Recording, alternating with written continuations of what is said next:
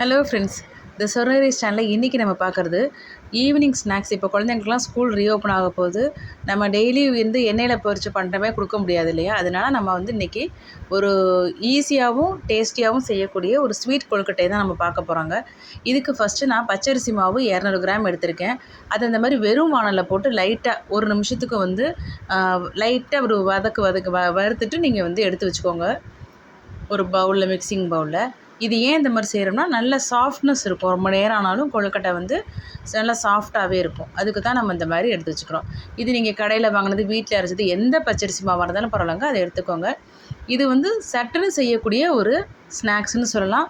அதே மாதிரி நெய்வேத்தியத்துக்கும் நம்ம என்றைக்காவது அவசரமாக செய்யணும் அப்படிங்கும்போது இதை நீங்கள் செஞ்சிடலாம். ஒரு 15 நிமிஷம் தான் ஆகும் செஞ்சு முடிக்கிறதுக்கே. இப்போ நான் இதுக்கு கருப்பு எள் ஒரு 2 டீஸ்பூன் எடுத்திருக்கேன். 200 கிராம் மாவுங்க. அதுக்கு கருப்பு எள் 2 டீஸ்பூன் எடுத்திருக்கேன். இப்போ அதையும் சும்மா வெறும் வானல்லே ஃப்ரை பண்ணிட்டு நான் மாவு மேலே போட்டு வச்சுட்டேங்க. இப்போ நெக்ஸ்ட் தேங்காய் துருவல். நம்ம ஒரு கை பிடிச்சோம்னா ஒரு பிடி வரும்ல, அந்த அளவுக்கு தேங்காய் துருவல் எடுத்துக்கோங்க. அதையும் வெறும் வானலில் போட்டு இந்த மாதிரி லைட்டாக வறுத்துட்டு, இது எதுக்குன்னா சீக்கிரமாக வீணாக போகாமல், தேங்காய் போட்டாலே டக்குன்னு வீணாக போயிடும்லங்க. அதனால் நம்ம இந்த மாதிரி கொஞ்சம் லைட்டாக வறுத்துட்டு போட்டிங்க அப்படின்னாக்கா, நம்ம ஒரு ஈவினிங் செஞ்சால் கூட மறுநாள் காலைல வரைக்கும் இருந்தால் கூட வீணாக போகாமல் இருக்கும். அதுக்கு தான் நம்ம இந்த மாதிரி லைட்டாக வறுத்துக்கிறோம். லைட்டாக சூடு ஏறிச்சுன்னா போதும். இப்போ இதையும் நம்ம அந்த பவுலில் இருக்கிற மாவுலேயே போட்டுக்கிறேன். இதுக்கு தேவையான அளவு ஒரு சிட்டிகை அளவுக்கு தான் உப்பு போட்டிருக்கேங்க. ரொம்ப போடணும்னு அவசியம் இருக்காது. இப்போ இதுக்கு ஒரு 2லேருந்து 3 சிட்டிகை ஏலக்காய் பொடி, 100லேருந்து 150 கிராம் நீங்கள் சேர்த்துக்கலாங்க. 100 கிராம் போட்டாலே கரெக்டான ஒரு ஸ்வீட்டு கிடச்சிரும்.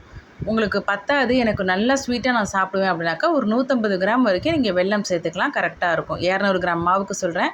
இப்போ அதுக்கு 100 ml தண்ணி ஊற்றி நல்லா சும்மா கொதிக்க மட்டும் தான் வச்சேன். அது பாகு பதம்லாம் தேவை கிடையாதுங்க. பிகினர்ஸ் கூட ரொம்ப ஈஸியாக செஞ்சிடலாம். இப்போ இதுக்கு நம்ம ஒரு இட்லி பாத்திரத்தில் முதல்ல நம்ம ரெடி பண்ணி வச்சுட்டோம். ஒரு 5 நிமிஷமாக தண்ணி கொதிச்சிட்ருக்கு. உள்ளே கொஞ்சம் தண்ணி வச்சுட்டு மேலே நான் அந்த இட்லி தட்டு வச்சுருக்கேன் பாருங்கள். இப்போ இதுக்கு நம்ம ஏற்கனவே இந்த மாவு அந்த கரைசலை ஊற்றி நம்ம பிசைஞ்சு வச்ச இந்த மாவு இந்த மாதிரி பிடிச்சிட்டு வச்சோம்னா இதான் உங்களுக்கு பிடி கொழுக்கட்டை. நம்மளோட அந்த ஃபிங்கர்ஸோட அந்த அச்சு விழுதில்ல, அதுதான் உங்களுக்கு பிடி கொழுக்கட்டை. இந்த மாதிரி இது ஒன்றோட ஒன்று ஒட்டிக்காது. அதனால் நீங்கள் ஒரே நேரத்தில் ஒரு 20 கூட செஞ்சு வச்சிடலாம். எப்போவுமே இந்த மாதிரி கொழுக்கட்டையெல்லாம் செய்யும்போது மேலேயும் ஒரு துணி போட்டு மூடிடுங்க. அப்போ தான் வேர்வை தண்ணி அதில் அந்த ஆவி அடிச்சுட்டு அந்த தண்ணி மேலேருந்து இந்த மூடிலேருந்து இதில் வழியாமல் இருக்கும். இந்த மாதிரி தான் செய்யணும்.